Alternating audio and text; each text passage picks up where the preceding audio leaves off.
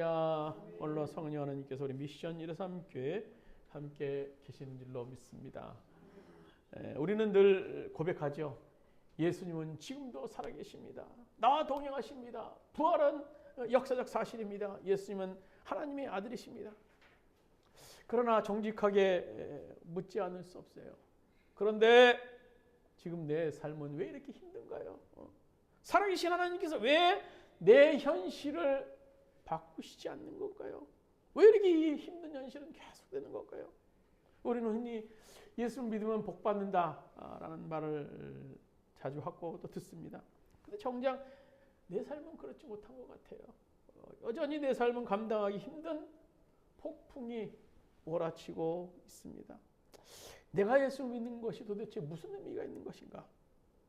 먼 날 예수님은 압니다. 천국 갈 것은 압니다. 그러나 내 삶은 지금 감당하기 힘든 삶입니다. 마치 오빠 나사로의 죽음 현장 앞에서 절규했던 마르다의 고백과 같이 마지막 날 다시 살아나겠죠. 마지막 날 다시 살아나겠죠. 그런데 지금 죽은 우리 오빠는요. 오늘 본문의 이 배경이라고 할 수 있는 이 얘기는 고난받는 성도들, 힘든 삶을 살고 있는, 하루하루 버티고 있는 그런 흩어진 교회 성도들을 향한 베드로 사도의 말씀입니다. 어느 여름날 로마 중심가에 큰 불이 일어납니다. 그런데 그 불은 그 유명한 네로 황제가 시를 짓다가 시상이 떠오르지 않는다고 그냥 미친 사람처럼 로마 시내에 불을 지르게 했던 거예요. 그러자 온 백성들이 로마 군중들이 막 항의가 시작됐고 그 네로는 자신의 범죄를 감추기 위해서 생량이 필요했죠. 그래서 방화의 주범을 그리스도인들이다 라는 소문을 쫙 퍼뜨리기 시작했어요. 그래서 줄줄이 그리스도인들이 잡혀서 로마의 원형 경기장에 끌려가기 시작했어요. 그들이 예수님을 주라고 고백하기만 했어도, 또 당시 네로 황제를 주님이라 고백하기만 했어도 살 수 있었지만 그들은 그러지 않았었어요. 그 결과 더러는 십자가 형틀에 죽어갔고, 더러는 참수형을 당하기도 하고, 더러는 맹수의 밥으로 몸뚱이가 갈기갈기 찢겨 죽음을 당하기도 했어요. 이루 말할 수 없는 핍박과 고통을 받게 되었던 그들은요, 그래도 신앙을 지키기 위해서 여러 곳으로 막 터키, 로마 주변으로 흩어졌습니다. 그 대표적인 것이 지금도 종종 볼 수 있는 세계에서 여러 가지 여행지를 나타내고 있는 로마의 무덤인 카타콤, 또 터키의 가파도기아, 암굴 도시. 그래서 250년, 박해 250년을 피해 숨어 살았던 예배했던 곳이, 또 숨고 예배했던 곳이 바로 그곳이었어요. 지금도 종종 관광 그런 명소로 소개하면서 나오는데요. 그 갑바도기아의 데른구유라는 그 암굴 도시는요, 지하로 20층 밑을 팠어요. 20층. 위로 20층을 파도요 어마어마한데, 지하 20층 밑으로 그 성도들이, 초대교회 성도들이 파고 들어가서 또 1200개의 방을 만들고, 그래서 핍박을 피해서 신앙생활했던 그리스도인들이 2만 명을 정도 될 것이라고 추측을 하게 됩니다. 바로 이렇게 이때 흩어진 그런 성도들, 그리스도인들 가운데 지도자로 세움받았던, 또 추앙받았던 예수님의 제자 베드로가 있었어요. 그는 그 고난받는 성도들에게 참된 소망과 위로의 말씀을 주고자 오늘 소망의 서신, 격려의 서신이라고 할 수 있는 베드로 전후서를 쓰게 된 겁니다. 그래서 그가 베드로 사도가 베드로 서두에서 시작하면서 이렇게 1절에 이렇게 말하죠. 예수 그리스도의 사도 베드로는 본도, 갈라디아, 갑바도기아, 아시아와 비두니아에 흩어진 교회에게, 나그네에게 편지를 한다라고 기록하고 있어요. 사도 베드로는요, 모든 것을 포기하고 흩어졌던 당시 그리스도인들에게 위로 정도가 아니라 그 암굴 도시에서 생활하면 전혀 희망이 없어 보이고 우리 자손에게는 전혀 아무것도 없어 보이는, 희망이 없어 보이는 그런 현장 속에서 희망을 얘기하고 있어요.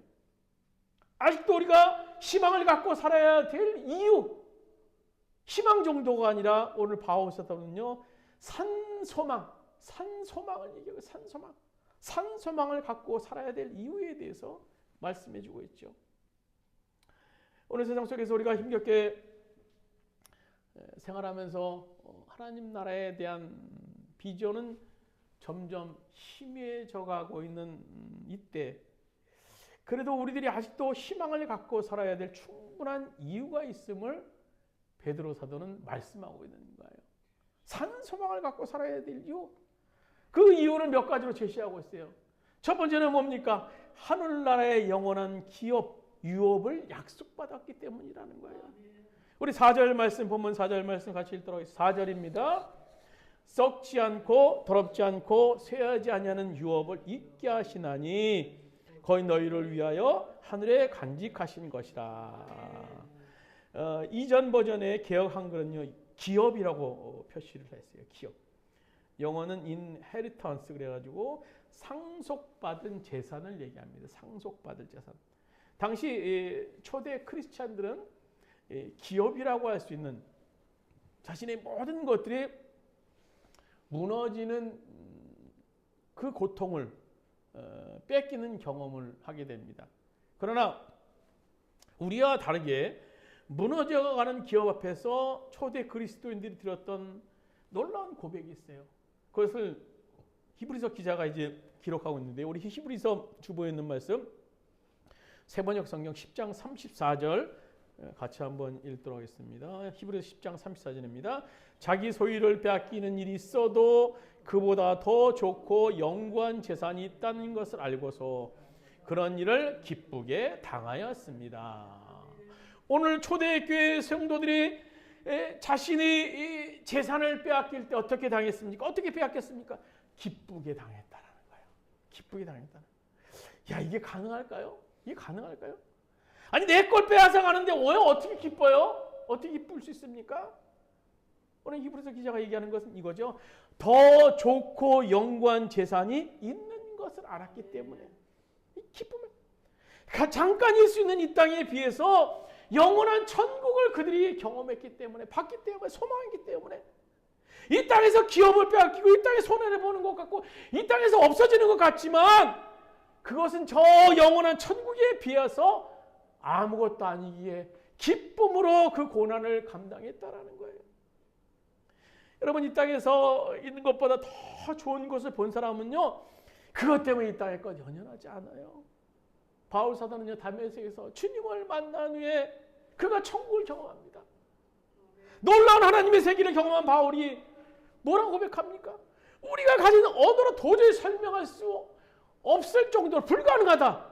하나님의 영광이 너무너무나 벅차다라고 그는 얘기를 합니다. 그의 경험을, 삼층천에 올라갔던 그의 경험을. 이런 놀라운 것을 경험한 바울이 과연 이 땅의 걸 연연할까요? 하늘나라를 경험하고 보니까 이 땅의 것은요, 어느 정도였는가 하면 바울사도에 의하면 배설물처럼 여길 정도였다. 배설물처럼. 너무너무나 표현할 수 있는 극한. 하늘나라를 경험하고 보니까 이 땅의 것은 배설물처럼 여길 정도라고 해요. 오늘 빌립보 3장 8절에 말하죠. 내가 그를 위해 모든 것을 잃어버리고 배설물로 이 땅을 여김은 그리스도를 얻고 말씀하고 있어요. 우리가 마태복음 13장에 보시면요, 감추인 보화의 비유가 나옵니다. 우리 마태복음 13장 44절 주보에 있는 말씀 우리 한번 같이 읽도록 하겠습니다. 천국은 마치 밭에 감추인 보화 같으니 사람이 이를 발견한 후에 숨겨두고 기뻐하며 돌아가서 자기의 소유를 다 팔아 그 밭을 사느니라. 예전에는 뭐 안전하게 돈을 모아놓을 수 있는 곳이 없었죠. 뭐 지금처럼 은행이나 어떤 뭐 저금할 수 있는 뭐 그런 튼튼한 금고 그런 것도 없었고 또 전쟁도 굉장히 잦았어요. 그래서 가장 귀한 자기의 귀중품을 보관할 수 있는 것이 땅에 묻는 방법이에요. 특정한 장소에 표시를 해놓고 땅에 묻습니다. 근데 고대 사회에는 변화가 굉장히 잦아요. 전쟁도 잦고 뭐 이사도 잦고 도망도 많이 가 다녀야 되고 그러다 보니까 기중품에 묻어놨던, 땅에 묻어놨던 주인이 죽거나 실종되거나 또는 어떤 정신적인 문제가 있어 그것을 기억하지 못하거나 기중품의 존재를 잃어버리는 경우가 종종 있었어요. 그러다 보니까 어떤 사람이 하루는 밭을 갈다 보니까 그 안에 금은 보화가 막 있는 걸 발견하게 된 거예요. 그러면 그 일꾼은요, 그 귀한 보화 때문에 어떻게 하겠습니까? 그 일하는 손길을 멈추고 잠시 덮어놨다가 자기의 전 재산을 들고라도 그 밭을 샀다라는 겁니다. 근데 그 사람이 자신이 전 재산을 투자해서 밭을 샀는데 근심하겠느냐라는 거야. 아유, 이거 아까워. 내가 이거 뭐 1억, 10억 내가 피 같은 돈인데 아까워. 그렇게 근심할 거야? 아니에요. 기뻐서 빨리 가서 그 밭을 사려 했다라는 거예요. 기쁜 마음으로, 야, 내가 이거 1억 투자하면 앞으로 몇백억 더 벌 수 있을 거야. 너무너무 확신했기 때문에 기뻐하며 자기의 소유를 다 팔았다. 오늘 마태복음 13장 말씀이에요. 천국에 대해서 오늘 본문은 더 구체적으로 말하죠. 우리가 읽은 4절에 보면 썩지 않고 더럽지 않고 쇠하지 아니하는 유업을 있게 하시나니 거의 너희를 위하여 하늘에 간직하신 것이라. 하늘나라의 기업은요, 썩지 않는 유업에 썩지 않는. 이 세상에 썩지 않는 게 있습니까? 영원한 것은 없어요. 그런데 오늘 하늘나라의 기업은요, 썩지 않는 영원한 유업이라는 거예요. 영원한 유업. 영원한 것. 또 더럽힐 수 없는 유업. 이건 뭡니까? 거룩한 기업을 얘기하는 거. 거룩한 기업. 또 쇠하지 아니하는 것. 불멸의 유업. 이것을 우리를 위해서 하늘나라에 오늘 주님께서 예비해 놓으셨다는 거예요. 이 유업, 이 기업의 소망을 어떻게 보장하실까요? 5절 우리 본문 말씀 5절 말씀 같이 읽도록 하겠습니다. 너희가 말세에 나타나기로 예비하신 구원을 얻기 위하여 믿음으로 말미암아 하나님의 능력으로 부하심을 입었나니. 오늘 5절 다시 한번 우리 세번역 성경으로 같이 한번 세번역 성경 5절입니다. 주보겠습니다. 하나님께서 여러분의 믿음을 보시고 그의 능력으로 여러분을 보호해 주시며 마지막 때에 나타나기로 되어 있는 구원을 얻게 해 주십니다. 하나님께서는 여러분의 믿음을 보시고 그의 능력으로 여러분을 보호해 주시며 마지막 때에 나타나기로 되어 있는 구원을 얻게 해 주십니다. 우리가 이 천국을 믿을 때 어떻게 한다는 거? 하나님께서 우리를 능력으로 보호해 주신다는 겁니다. 언제까지? 구원을 얻을 때까지. 이 천국을 소망하는 자는 주님께서 우리들의 능력으로 보호해 주세요. 그래서 우리가 천국을 믿는다면요, 우리의 삶의 모습이 달라지게 돼 있어요. 정말 천국의 모습은, 천국을 믿는 사람은요, 내가 이 땅에서 손해를 봐도 지금 조금 잃어버려도 주께서 영원한 것을 준비하셨기 때문에 조금 가슴은 아파하지만 그렇게 가슴 아파하지는 않아요. 밭에 가면 주인 보화를 발견하고 자신의 전 재산으로 밭을 산 사람처럼, 그리고 천국을 보고 천국을 위해 자신의 모든 삶을 올인한 사도 바울처럼 잠깐 이 땅에서의 삶의 초점이 아니라 우리가 영원히 거할 땅을 준비한 삶으로 바뀌기 때문인 겁니다. 우리가 확신하는 본향, 저 천국의 영원한 소망이 확실한 것이라면 지금 우리가 희망을 말할 수 있는 확실한 근거가 될 수 있을 줄로 믿습니다. 오늘 우리의 희망의 근거, 그래도 우리가 이 땅에서 지금 숨막히고 어렵고 힘든 이 세상에서 희망을 갖고 살아야 될 첫 번째 근거는 바울은 영원한 기업을 우리들에게 보장하셨기 때문이라는 거예요. 두 번째로 바울 사도는 우리가 그래도 희망을 갖고 살아야 될 이유가 뭐라고 말씀합니까? 오늘 3절에 보시면 부활의 소망이 지금 우리 가운데 있기 때문인 겁니다. 우리 3절 말씀 같이 한번 읽도록 하겠습니다. 우리 주 예수 그리스도의 아버지 하나님을 찬송하리로다. 그의 많으신 공률대로 예수 그리스도를 죽은 자 가운데서 부활하게 하심으로 말미암아 우리를 거듭나게 하사 산 소망이 있게 하시며, 고통스럽고 캄캄한 현실이지만 우리에게 부활의 주님이 계십니다. 십자가에서 끝난 주님이 아니라 부활하신 주님이 계세요. 예수님의 십자가 사건을 전후해서 예수님의 공동체, 예수님을 중심으로 한 제자 공동체가 풍비박산되었어요. 그래서 완전히 와해된 상태. 예수님과 함께했던 모든 것들은 그냥 잠깐의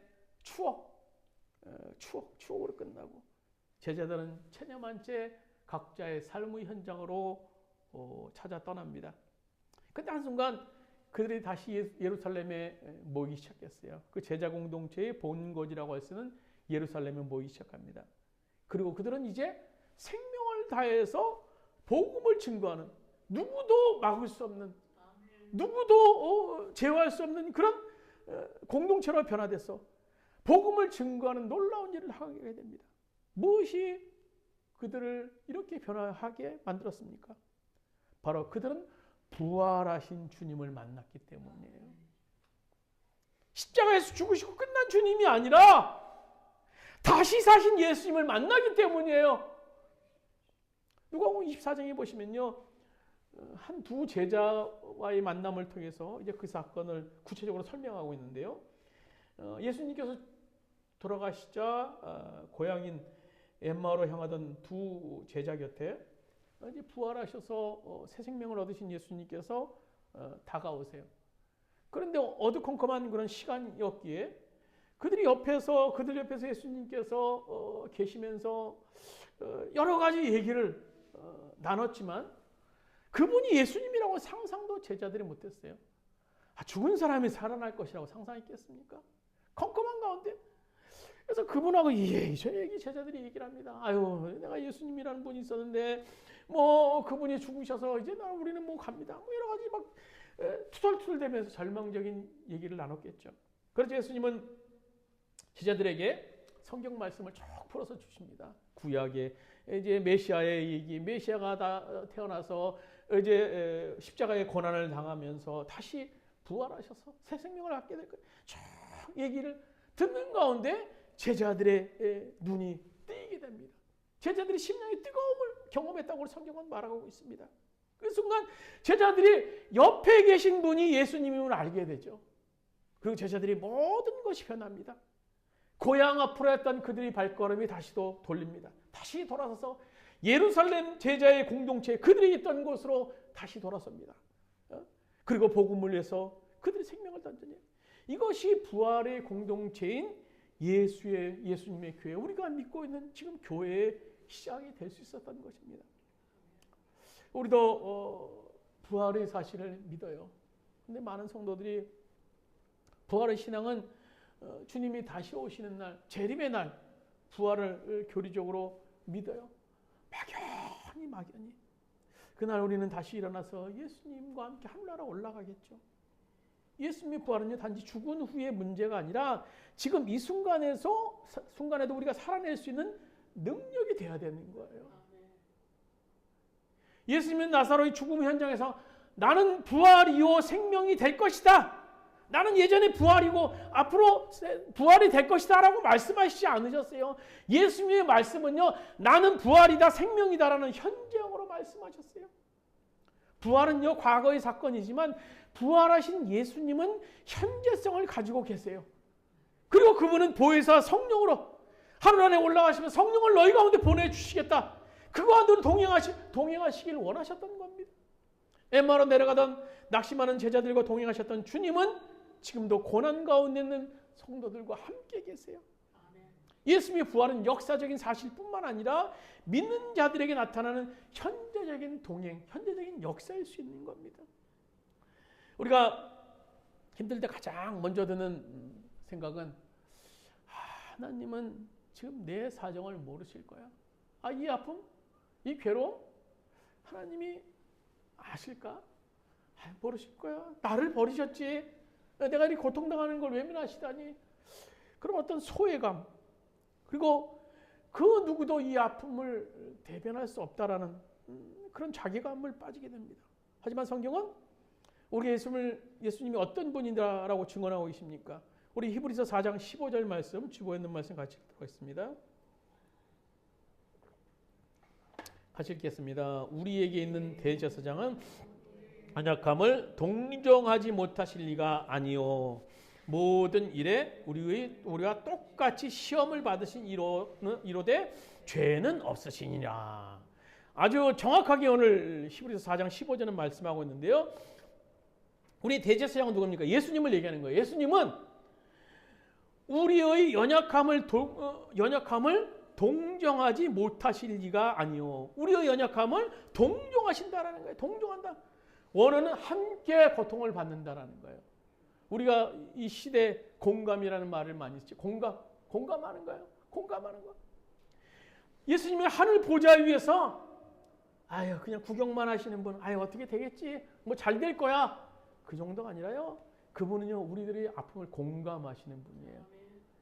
우리들의 배고픔, 우리들의 배신, 육체적인 고통, 그리고 죽음의 공포까지 직접 그분은 체험하셨어요. 체험하셨어요.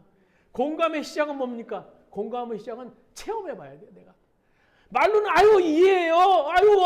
맞아 얘기를 하지만요, 그 사람이 그것을 체험하지 못하면요, 진짜 공감은 일어날 수 없는 거예요. 오늘 예수님은 우리가 똑같이 시험 받으셨어요. 우리가 지금 겪는 우리의 그 외로움, 비참함을 예수님은 십자가 위에서 이미 다 겪으셨어요. 그 고난이 어떤 고난이었습니까? 예수님의 고난은요, 철저히 인간 편에서 볼 수 있는 고난이었어요. 그 고난을 분석하면 이래요. 육체적인 고난이 있었어요. 몸으로 당하신 고통 아니었습니까? 채찍 맞으시고 가시관 쓰시고 수치스러운 조롱 당하시고 십자가에 못 박히셨어요.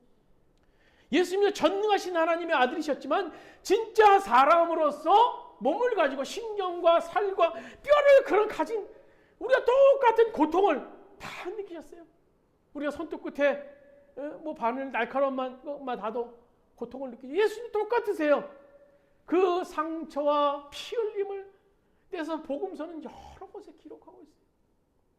그래서 우리와 똑같은 실제 몸을 가지신 분이었다라는 거예요. 또 정서적, 관계적 고난을 그분은 당하셨어요. 버림과 배신의 아픔이에요. 제자들의 도망, 베드로의 부인, 또 유다 가룟유다의 배신.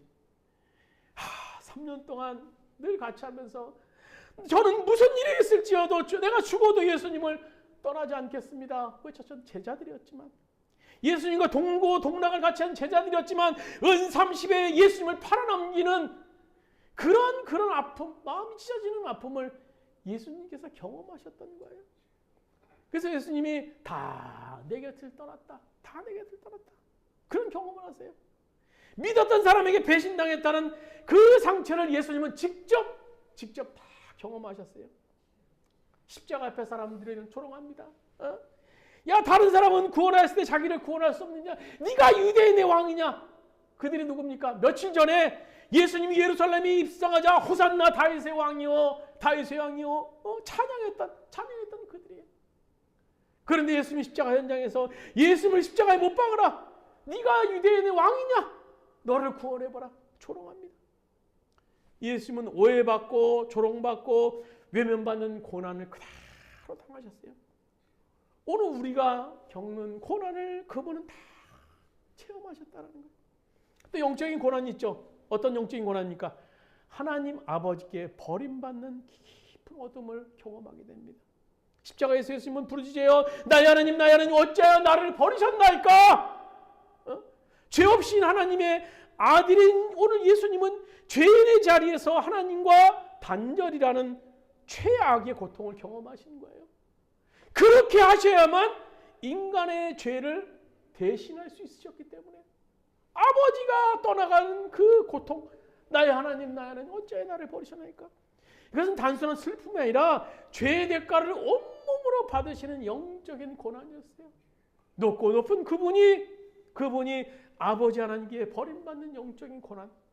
그렇습니다. 예수님은 육체적, 정서적, 영적인 차원에서 사람이 겪을 수 있는 가장 깊은 고난의 자리까지 내려가셨어요.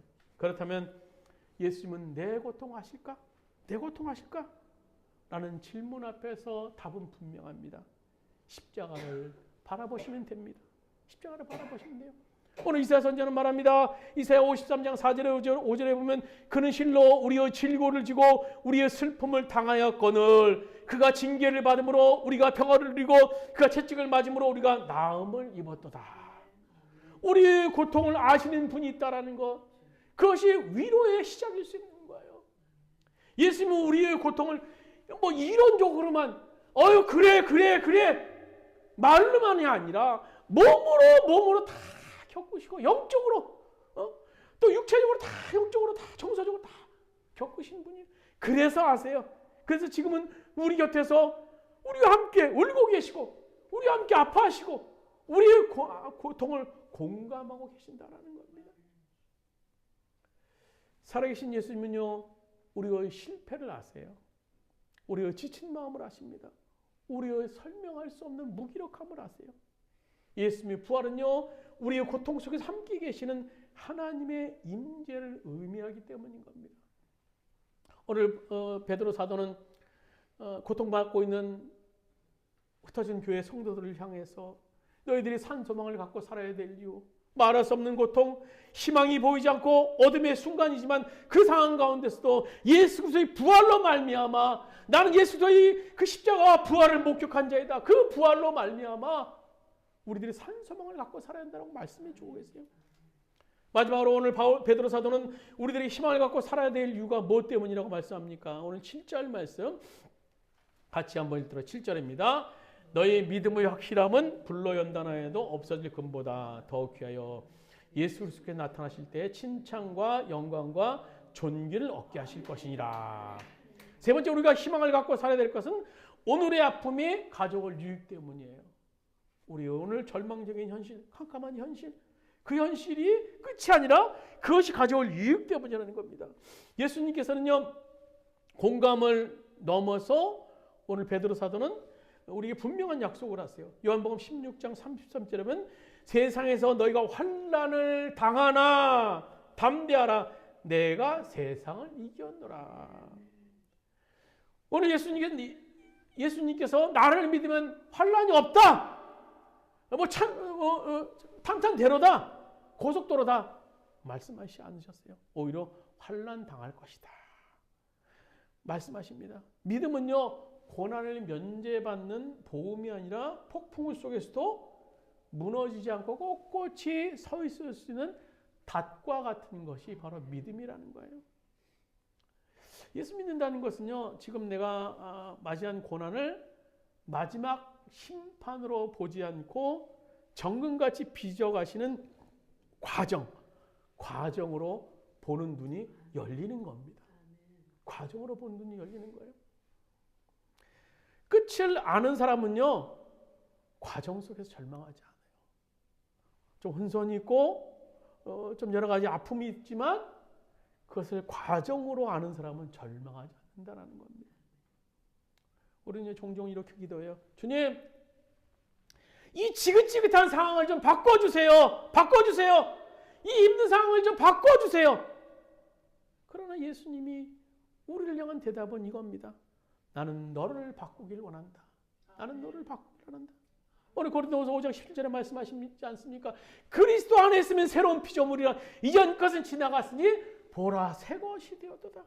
우리가 예수를 믿는다는 것은요, 단지 문제가 사라지고 막 좋아지는 것이 아니라 문제를 바라보는 내가 새로워지는 거예요. 내가 새로워지는 것. 더 본질적으로 말하면요, 내가 죽어지고 예수께서 다시 사는 것. 예수께서 살아나시는 것. 사물을 바라보는 눈이 나의 눈에 멈추는 것이 아니라 예수님의 눈으로 바라보는 겁니다. 여러분, 지금 시련이 없다면요, 우리의 믿음은요, 절대 성장하지 않아요. 우리가 고난이 오면 그 고난을 통해서 반드시 체험할 수 있는 유익 중에 하나가 뭡니까? 내 신앙이 강화되고 성장된다라는 거예요. 참된 성도는요, 고난을 통해서 그 순도가 더 높아집니다. 오늘 6절 말씀, 오늘 베드로 사도의 성도들을 향한 권면의 말씀 6절입니다. 그러므로 같이 읽겠습니다. 그러므로 너희가 이제 여러 가지 시험으로 인해 잠깐 근심하게 되지 않을 수 없었으나 오히려 크게 기뻐하더라. 여러 가지 시험, 그 초대교회에 흩어진 성도들이 만나는 삶의 그런 정황 속에서 얼마나 형형색색의 시험이 있습니까? 참 짧은 인생을 살아봐도 보니까 참 우리 삶 속에 너무 형형색색의 일들이 일어나는 것 같아요. 예측할 수 없는 일, 예측할 수 없는 일.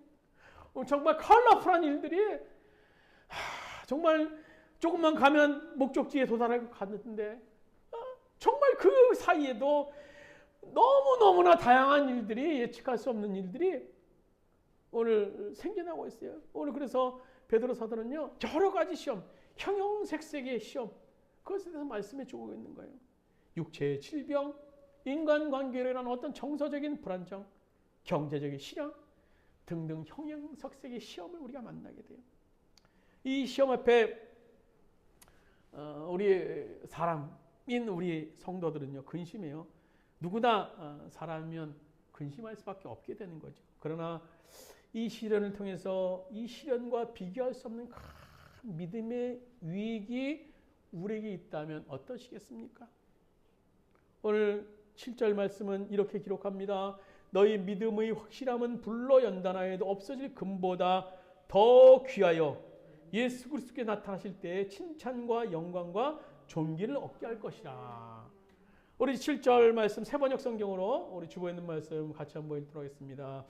그것은 여러분의 믿음을 순수하게 만들기 위한 것입니다. 결국은 없어지고 말 황금도 불로 단련을 받습니다. 이 말이에요. 시련은 결국 우리의 믿음을 순수하게 만들기 위함인데 황금은 그 뜨거운 불로 연단받아서 순수한 99.9%의 순도를 얻게 되는데 황금보다 훨씬 더 귀한 너희들, 오늘 우리의 믿음을 얻기 위해서 믿음의 시련이 없겠느냐? 있다라는 얘기죠. 어떤 종류의 시험이든지 이 시험을 우리가 제대로 그리스도인답게 통과하면요, 반드시 믿음의 유익이 있어요. 우리가 고난을 대하는 자세에 대해서 베드로전서 3장 14절 15절에 구체적으로 말씀해 주고 계시죠. 우리 베드로전서 3장 14절 말씀 주고 있는 말씀 같이 읽도록 하겠습니다. 그러나 의를 위하여 고난을 받으면 복이 있는 자니 그들이 두려워하는 것을 두려워하지 말며 근심하지 말고. 오늘 베드로 사도가 말씀하고 있는 것이 뭡니까? 당시 고난받는 성도들에게 세상 사람들이 얼마나 여러 가지 막 얘기를 하겠어요. 네로가 너희들 찾아서 죽인대. 세상은 이렇게 변하는데 너희들 암굴 도시에만 있을 거야. 어떻게 할 거야? 얼마나 막 두려워하는 그런 얘기들이 막 그들에게 들려왔겠습니까? 오늘 성경은요, 그들이 두려워하는 것을 두려워하지 말며 근심하지 말라라는 겁니다. 믿지 않는 사람들이 두려워하고 소동하는 것처럼 너희도 그렇게 하지 말라라는 겁니다. 어떻게 하라는 얘기예요? 15절 말씀 보면 이렇게 말하고 있죠. 같이 읽겠습니다. 너희 마음에 그리스도를 주로 삼아 거룩하게 하고 너희 속에 있는 소망에 관한 묻는 자에게 대답할 것을 항상 준비하되 온유와 두려움으로 하라. 여러분, 세상 사람들은 다 두려워합니다. 지금 이 세상 굉장히 빨리 변하고 있는 이 세상 속에서 또 생명이 길어짐을 통해서 나타나고 있는 그런 어떤 질병으로 인해서 세상 사람들 다 두려워요. 어떻게 먹고 살아야 돼? 어떻게 살아야 돼? 다 걱정하고 다 염려하고 그럽니다. 그리고 다 주저앉아 있는데 우리는요, 희망을 말할 수 있어야 된다는 거예요. 희망을 말할 수 있어야 된다는 거예요. 같이 앉아서 그렇지, 절망스러워, 안 돼, 힘들어, 우리가 할 수 있겠어, 못해 말하는 것이 아니라 그 가운데서도 희망을 말해야 된다는 거예요. 왜? 부활의 주님이 우리 가운데 있기 때문에, 영원한 하늘나라를 약속하신 그 유업이 우리 가운데 있기 때문에, 또 이 어려움과 현실 속에서 고난을 줄 유익이 우리 가운데 있기 때문에 그 소망을 말하라는 거예요. 그렇습니다. 우리는 난리, 두려움이 뒤덮은 온 세상에서 얼마든지 당당해야 된다는 겁니다. 왜? 부활의 주님이 지금 우리 가운데 있기 때문인 거예요. 영원한 기업을 물려받은 상속자이기 때문인 겁니다. 또 이 시련을 통해서 주님께서 준비해 놓으신 영광과 칭찬을 우리가 알기 때문인 겁니다. 이것이면 그래도 지금은 우리가 이 땅에서 희망을 말하고 살아야 될 충분한 이유가 되지 않겠습니까? 오늘 우리들의 고백, 오늘 베드로 사도가 우리들의 성도들이 고백했던 것처럼, 그런 산소망을 얘기했던 것처럼 우리 삶 속에서 그 소망으로 말미암아 희망을 얘기할 수 있는, 소망을 얘기할 수 있는 오늘 우리 모든 성도 되시기를 주님의 이름으로 축원드립니다. 우리 기도드리셨습니다. 오늘 우리들의 삶의 정황은 흩어진 초대교회 성도들만큼이나 육적으로 영적으로 어려운 상황에 놓여 있습니다. 그러나 예수님과 늘 동행했고 예수님의 그 십자가를 먼 발치에서 목격했고 예수님의 부활을 받고 또 예수님의 승천하심을 보고 또 보혜사 성령이 너희 가운데 함께 하시겠다고 말씀하신 현장을 목격했던 베드로의 권면의 말씀, 오늘도 우리의 것으로 받아들이기 원합니다.